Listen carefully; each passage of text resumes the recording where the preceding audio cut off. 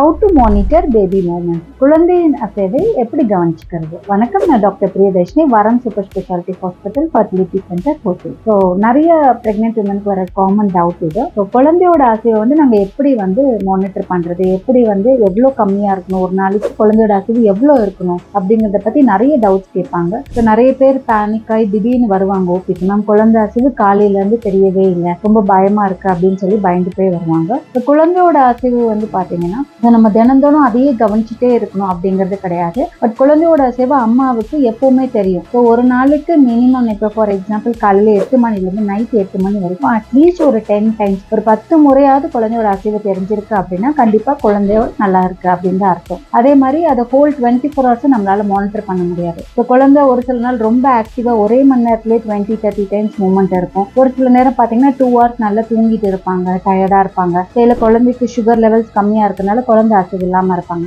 அந்த டைம்ல உடனே அம்மா என்ன பண்ணணும் அப்படின்னா, ஒரு பிரெக்னென்ட் விமன் இமீடியட்டா ஏதாவது ஒரு ஃபுட், ஹெல்தி ஸ்நாக்ஸ் மாதிரியோ இல்ல ஒரு பால், ஒரு கிளாஸ் ஆஃப் மில்க் மாதிரியோ எடுத்தோம்னா உடனே பேபி ஆக்டிவ் ஆகி மூவ்மெண்ட் காட்டுவாங்க. ஸோ அதே மாதிரி குழந்தையோட பிசிக்கலா டச் பண்ணி அதை ஸ்டிமுலேட் பண்ணி பார்க்கணும். குழந்தையோட மூவ்மெண்ட் ஒரு 2 ஹவர்ஸ் தெரியலன்னா பிரெக்னென்ட் விமன் அதை ஸ்டிமுலேட் பண்ணும்போது குழந்தை கண்டிப்பா மூவ்மெண்ட் இருக்கும். ஒரு மோர் தென் 2-3 ஹவர்ஸ் குழந்தை அசைவே இல்லை, என்ன பண்ணி மூவ்மெண்ட்டே தெரியலன்னா கண்டிப்பா உங்களோட டாக்டர் போய் நீங்க உடனே பார்க்கணும். தேங்க்யூ.